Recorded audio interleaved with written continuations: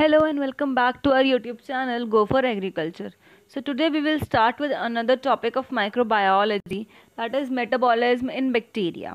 Okay, so आज के lecture में हम कुछ साइकिल्स पढ़ेंगे और मेटाबॉलिज्म क्या होता है बैक्टीरिया का या मेटाबॉलिज्म क्यों इम्पोर्टेंट है वो समझेंगे. ठीक है, there are I think 3 to 4 cycles for metabolism. तो आज हम 2 कवर करेंगे और नेक्स्ट लेक्चर में हम 2 कवर करेंगे. ठीक है, तो सबसे पहले हम ये समझते हैं कि मेटाबॉलिज्म एक्चुअली होता क्या है. बार बार बात आ रही है मेटाबॉलिज्म की. तो मेटाबॉलिज्म होता है किसी भी केमिकल रिएक्शंस का, जो हमारी बॉडी में केमिकल रिएक्शंस होती हैं उसका sum for generation of energy, energy को जनरेट करने के लिए. एंड उस एनर्जी को हम यूज़ करते हैं फिर कहाँ, सिंथेसिस ऑफ सेलुलर मटेरियल्स. अपने बॉडी के सेलुलर मटेरियल्स को बनाने के लिए हम उस एनर्जी को फिर फर्दरली यूज़ करते हैं. राइट.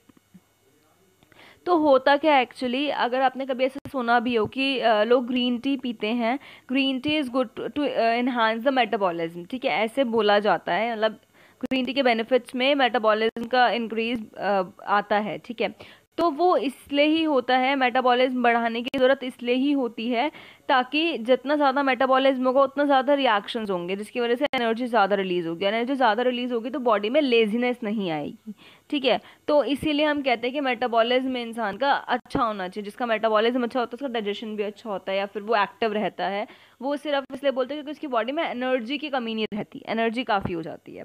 ठीक है, तो मेटाबॉलिज्म में भी 2 पार्ट्स होते हैं. लाइक पार्ट्स नहीं, अगर आप एकदम एक्यूरेटली बोलेंगे तो मेटाबॉलिज्म के अंदर 2 वेज होते हैं. The first one is catabolism, the second one is anabolism. ठीक है, कैटाबॉलिज्म में क्या होता है, एनर्जी जनरेशन कंपोनेंट बनता है. एनाबॉलिज्म में क्या होता है, मैक्रोमोलिक्यूल्स का बिल्डअप होता है या फिर नई नई सेल ऑर्गेनेलीज बन रही होती हैं. ठीक है, तो ये 2 डिफरेंट प्रोसेसेस होते हैं मेटाबॉलिज्म के अंदर. अब हम पढ़ते हैं सबसे फर्स्ट और सबसे कॉमन एंड सबसे ज़्यादा इजीली याद, सबसे ज़्यादा familiar cycle of metabolism, Embden Meyerhof pathway, और हम कह सकते हैं ईएमपी पाथवे. ठीक है, अब इसको ईएमपी पाथवे ही क्यों कहते हैं, बिकॉज ये जो साइकिल था ये 3 साइंटिस्ट ने मिलके बनाया था. The first one is Embden, second one is Meyerhof, and pathway में जो पाथवे वर्ड यूज़ किया गया उसमें पी पार्नस है. Parnas is the third scientist जिन्होंने ये साइकिल को बनाया था. ठीक है, and this is the basically इसको हम ग्लाइकोलाइसिस भी बोल सकते हैं. अगर ईएमपी पाथवे नहीं आते तो हम ग्लाइकोलाइसिस बोलते हैं. ग्लाइकोलाइसिस क्यों बोलते हैं, क्योंकि बेसिकली ग्लाइकोलाइसिस बोला जाता है ग्लूकोज के ब्रेकडाउन को, और एक्चुअली मेटाबॉलिज्म की साइकिल में क्या होता है, ग्लूकोज का ब्रेकडाउन होकर क्या बनता है, एंड प्रोडक्ट पैरावेट बनता है. राइट. अब हम आगे जाके साइकिल से मिलते हैं. साइकिल की बातें तो बहुत हो गई. Yes, this is the cycle. अब इसमें मैं आपको एक बहुत इंपॉर्टेंट एंड याद रखने वाली चीज़ बताती हूँ कि जो भी इसमें रेड पेन से लिखा हुआ है, ठीक है, रेड कलर से लिखा हुआ है, वो सारे कैटलिस्ट होते हैं. ठीक है, तो कैटलिस्ट किस काम आते हैं, कैटलिस्ट किसी भी रिएक्शन को एक्सकलरेट करने के काम आते हैं. ठीक है, उसको जल्दी से जल्दी आगे बढ़ाने के काम आते हैं. राइट. तो the first one is basically start कैसे होती है साइकिल, ग्लूकोज से. ठीक है, ग्लूकोज से नेक्स्ट बनता है ग्लूकोज 6 फॉस्फेट, और ग्लूकोज 6 फॉस्फेट बनते हुए क्या होता है, एटीपी का यूज़ होता है. मतलब मेटाबॉलिज्म और एनर्जी बनाने के लिए भी एनर्जी का यूज़ हो रहा है, लेकिन कम एनर्जी का यूज़ होकर ज़्यादा एनर्जी बनाई जा रही है. राइट. तो हमारे लिए इंपॉर्टेंट क्या है, ज़्यादा एनर्जी, तो इसलिए हम ज़्यादा एनर्जी बना रहे हैं. यहाँ पे क्या हो रहा है, एटीपी का यूज़ हो रहा है, एटीपी से कन्वर्ट हो रहा है एडीपी में. ठीक है, और जो कैटलिस्ट यूज हो रहा है वो कौन सा हो रहा है, hexose kinase. Right.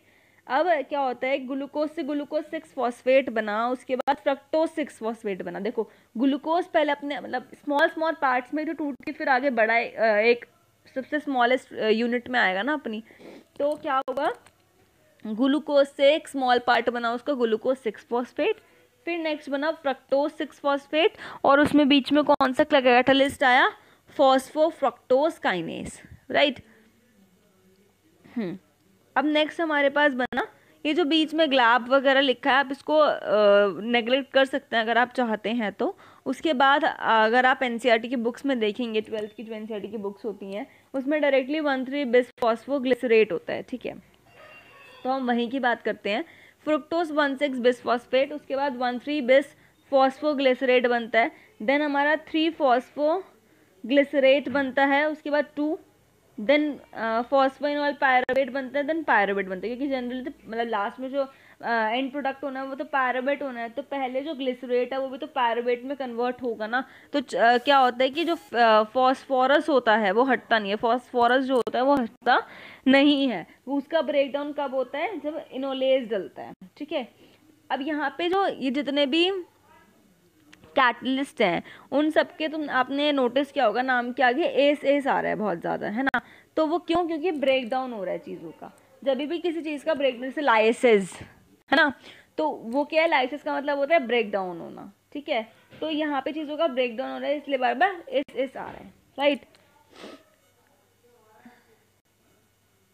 Okay, so the next cycle is ETC cycle, or you can say tricarboxylic acid cycle or citric acid cycle or Krebs cycle. Okay, so there are lots of name for this cycle. इसको हम oxidative phosphorylation भी बोलते हैं, क्योंकि basically क्या होता है, oxygen का यूज़ होता है ग्लूकोज के ब्रेकडाउन के लिए, और प्रोटॉन का यूज़ होता है किसी भी रिएक्शन को आगे एक्सक्लरेट करने के लिए, ठीक है। So the pyruvate formed during the glycolysis will be completely oxidized, and a membrane and associated electron transport system, that is electron transport system is a ETC system. ETC की एक पूरी चेन होती है सीक्वेंस में जो electrons को carry करती है, may be it can be proton और इट कैन बी न्यूट्रॉन, और ठीक है। तो क्या होता है, वो आगे उसको कैरी ओवर करती है रिएक्शन को, इलेक्ट्रॉन एक्सेप्टर होता है जो आगे इलेक्ट्रॉन को एक्सेप्ट करता है, एंड देन फिर रिएक्शन को कैरी फॉरवर्ड करता है। During this flow of electron in the membrane, a proton motive force across the membrane leads to the formation of ATP।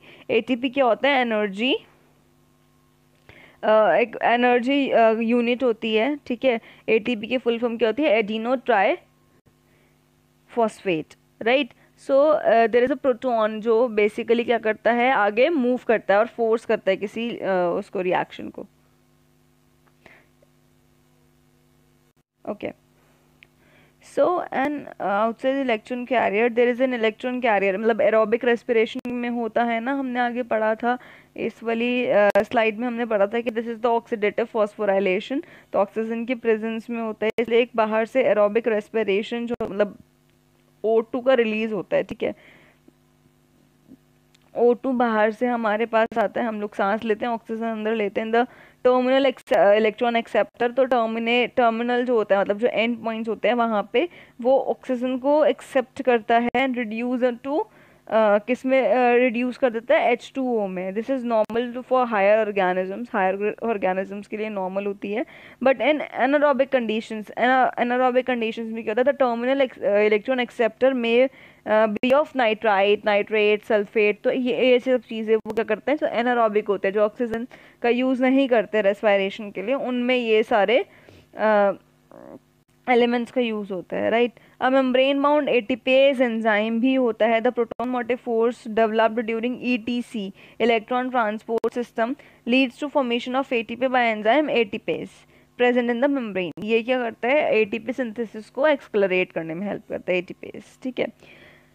Okay, so this is the cycle of citric acid cycle और crab cycle और tricarboxylic acid cycle, ठीक है। इसको हम इतने सारे नामों से बुला सकते हैं, और इनमें से कोई भी नाम लिख के आपके लिए, आपको डायग्राम ड्रॉ करने के लिए with the no label diagram draw करने के लिए आ सकता है इजीली, या फिर फिल इन द ब्लैंक्स की फॉर्म में भी ये कई बार पूछा जाता है, ठीक है। तो अगर आप इसको ध्यान से देखेंगे तो आपने जो थ्योरी पढ़ा है इसके लिए, उससे आपको ये चीज़ समझ में आएगी कि यहाँ पे कहीं ना कहीं तो इलेक्ट्रॉन्स का ट्रांसपोर्ट हो ही रहा है। यहाँ पे देखिए आयरन है इलेक्ट्रॉन की फॉर्म में, मतलब बेसिकली प्रोटॉन की फॉर्म में। आगे देखिए Na+, देन NaDH, और यहाँ पे हाइड्रोजन निकल रहा है, ठीक है। तो ऐसे इस तरह से कहीं ना कहीं आयंस का तो यूज हो रहा है, ठीक है। तो क्या सबसे फर्स्ट प्रोडक्ट क्या होता है, oxalo acetate. Oxalo acetate convert होता है सिट्रेट में, देन सिस एसोनिटेट में, देन आइसोसिट्रेट में, ठीक है। और इस सब में बीच में कैटलिस्ट यूज होते हैं, एसिटाइल कोएंजाइम में, उसको रिएक्शन को आगे इंक्रीज करने के लिए। फिर उसके बाद H2O कहाँ से बना, जहाँ से हमने वो टर्मिनल एंड से ऑक्सीजन लिया था, ऑक्सीजन कन्वर्ट हुआ H2O में, तो यहाँ पे फिर वो H2O इस तरह से यूज हो रहा है, ठीक है। देन हमारे पास सिस एसो निटेट के बाद आइसोसिट्रेट बना, आइसोसिट्रेट के बाद क्या बना, ऑक्सैलोसक्सिनेट, ऑक्सैलोसक्सिनेट के बाद alpha keto glutarate, alpha keto glutarate बना। देन सक्साइल कोएंजाइम ए बना, उसके बाद succinate, then fumarate, then L malate, L malate जो था वो हमारा एंड प्रोडक्ट था, और उसके बाद इसी तरह से ये साइकिल रिपीट होती रहती है, ठीक है। So this is all for today's lecture. Next lecture में हम C3 cycle and C4 cycle पढ़ेंगे, जो बेसिकली प्लांट्स के लिए यूज़ होती है। C3 एंड C4 साइकिल्स, उनके बीच का डिफरेंस पढ़ेंगे, और वो साइकिल क्या होती है, मेटाबॉलिज्म में कैसे हेल्प होती है, किस तरह से एनर्जी जनरेट करती है, वो सब चीज़ें हम नेक्स्ट लेक्चर में पढ़ेंगे। सो अगर आपको मेरी वीडियो अच्छी लगी हो तो प्लीज़ मेरे चैनल को लाइक करें, कमेंट करें, सब्सक्राइब करें, and you can follow us on Instagram also, और you can join us on Telegram for more updates, for any queries, and अब हमारे टेलीग्राम चैनल पे कुछ MCQs भी डेली अपडेट होते हैं for your regular practice, and you can join us for our regular quiz also, and it takes 5 rupees I think, and जो बहुत ज़्यादा अमाउंट नहीं है आप लोगों के लिए। तो एक और बहुत अच्छा प्लेटफॉर्म है रेगुलर प्रैक्टिस के लिए। अगर आप कुछ नहीं भी पढ़ रहे हैं तो आप एटलीस्ट उसके थ्रू एक प्रैक्टिस तो कर सकते हैं, राइट। तो आई थिंक वो एक बहुत अच्छी अपॉर्चुनिटी है, आपको उसे यूज़ करना चाहिए, और इस लेक्चर की PPT आपको नीचे डिस्क्रिप्शन बॉक्स में भी मिल जाएगी। So thanks for watching.